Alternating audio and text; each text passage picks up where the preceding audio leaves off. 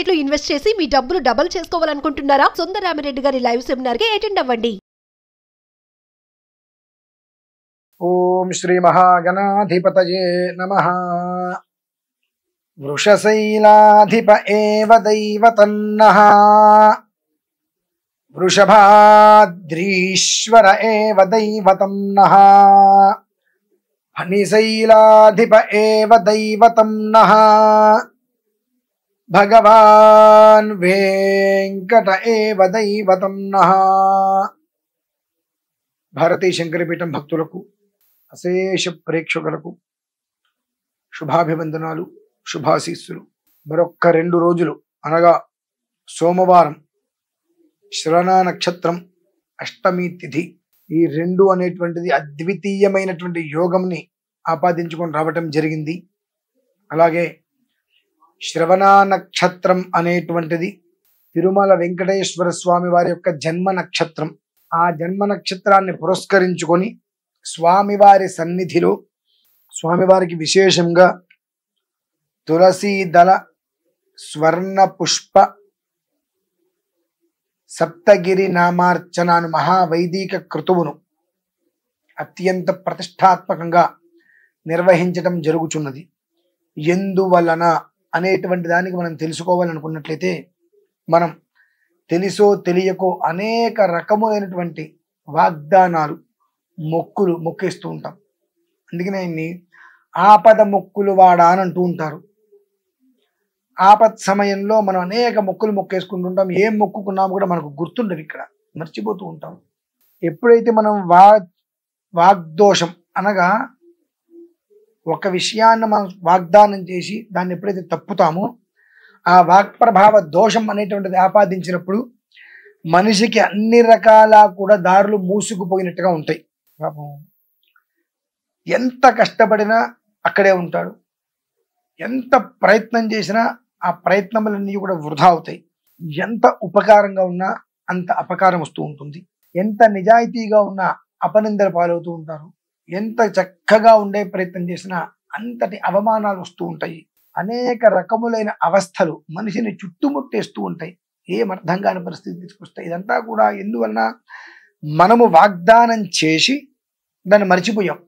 ఎవరికైనా మనం తెలిసిన, మనం ఎవరి దగ్గర డబ్బు తీసుకొని నీకు ఫలానడానికి నేను ఇచ్చేస్తాను అని ఇవ్వకపోతే ఈ మనిషి చూపించే టార్చర్ ఎలా అయితే ఉంటుందో అంతకు మించి ఆయన చూపిస్తూ ఉంటాడు. ఏంటంటే నువ్వు వాగ్దానం చేసావు మరిచిపోతున్నావు, వాగ్దానం చేసావు మరిచిపోతున్నావు అని చెప్పి ఆయన మనకి క్రమేపీ గుర్తు చేస్తూనే ఉంటారు. ఆ గుర్తు చేసే విధానంలో ఇన్ని రకాల సమస్యలు ఉత్పన్నమవుతూ ఉంటాయి.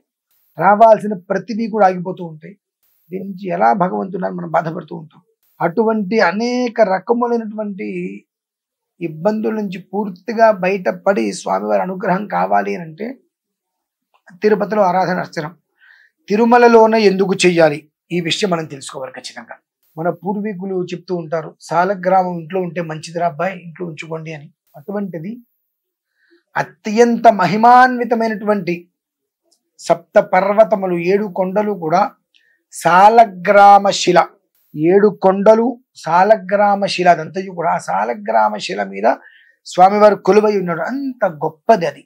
అందుకని తిరుమల అని అంటారు, తిరుమలగిరి అని అంటారు, తిరుమలేశుడు అంటారు, తిరుమల వెంకటేశ్వరుడు అంటారు. ఆయనకి అటు ఇటు కదా అనేక నామాలు.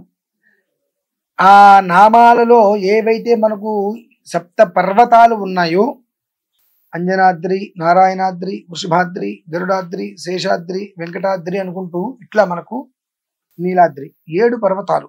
ఈ 7 పర్వతాలు ఏవైతే ఉన్నాయో ఆ 7 పర్వతాలకి వెంకటేశ్వర స్వామి వారికి సంబంధించినటువంటివి 7 రూపులు, స్వామివారి యొక్క నాణెములు. ఆ వెండి మీద కనిపిస్తుంది చూడండి, ఆ వెండి మీద స్వామివారి ఒక రూపును ముద్రించి దాని వెనక అంజనాద్రి, గరుడాద్రి, వృషభాద్రి, శేషాద్రి, నారాయణాద్రి, నీలాద్రి, వెంకటాద్రి అనుకుంటూ ఆ 7 పర్వతాల పేర్లు కూడా నేను ఇంకొక వీడియోలో మీకు చెప్తా. ఆ 7 పర్వతాలకు ఉండేటువంటి గొప్ప యోగం ఏంటనే విషయం చెప్తాను మీకు ఇంకొక వీడియోలో. ఆ 7 పర్వతాల పేర్లు వెనకాల వచ్చేటట్టుగా ఉంచి ముందు స్వామివారి రూపుని ఉంచి ఆ వాటితోటి స్వామివారికి అట్లా దోషలతో పోసుకుంటూ అర్చన చేసుకొని, ఆ అర్చన చేసుకుంటూ స్వామివారిని పాత్రను శిరస్సు మీద పెట్టుకొని కొండ ఎక్కి అక్కడ చేయవలసినటువంటి విధానాలన్నీ కూడా పూర్తి చేసి నాగతీర్థమునందు శుచిర్భూతులై ఆ ఒక్క ప్రసాదాన్ని అందరికీ కూడా అందించడం జరుగుతుంది. జాగ్రత్తగా గమనించండి. ఈ 7 నాణెములు ఎవరి ఇంట్లో అయితే ఉంటాయో సాక్షాత్తు కలియుగ వెంకటేశ్వర స్వామి వారు అంటే ప్రత్యక్ష దైవం వెంకట నారాయణుడు సాక్షాత్తు మన ఇంట్లో కొలువై ఉన్నట్టే. మనం ఏడుకుంటలవాడ వెంకటరమణ గోవింద గోవింద ఆపద ముక్కులవాడ అనాథరక్షగా వడ్డీ కాసులవాడ గోవింద గోవింద అనేటువంటి నామాల్ని ఉచ్చరిస్తుంటే మనకి ఎంత ప్రశాంతత అయితే వస్తుందో, ఈ 7 నాణెములు ఇప్పుడు మీరు చూస్తున్నారు కదా, ఆ 7 నాణెములు అనేటువంటిది ఏదైతే ఉన్నాయో అవి మన ఇంటికి వచ్చిన క్షణం నుంచి ఒక అద్భుతాన్ని మనం చూస్తాం.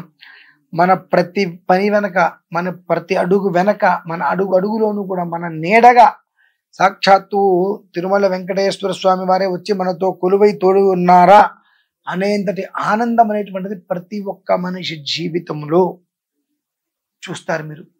అటువంటి గొప్ప మహాక్రతువు నిర్విఘ్నంగా జరుగుతుంది.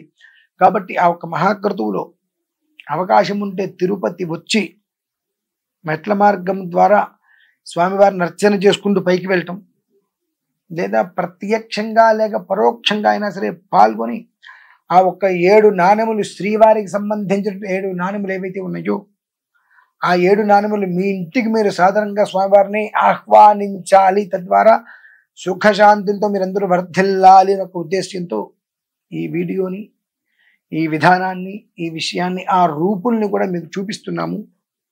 చక్కగా అలా వెనకాల వచ్చేటప్పటికి గరుడాద్రి నారాయణాద్రి నుంచి పేర్లు రాసి ఉంటాయి. ముందు మాత్రం స్వామివారి రూపు అలా ఉంటుంది.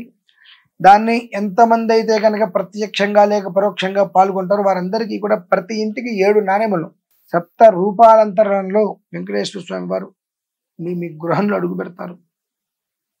ఆ అడుగు పెట్టగలిగేటువంటి భాగ్యోదయ సమయముకై వేచి చూస్తూ మీ అందరూ కూడా ప్రత్యక్ష పరోక్షంగా ఈ యొక్క మహాక్రతువులో పాల్గొని స్వామివారి యొక్క పరిపూర్ణ అనుగ్రహానికి పాత్రలు కావాల్సిందిగా కోరుకుంటూ సెలవు తీసుకుంటాను. ఓం శ్రీ మహాగణాధిపతి నమో నమః.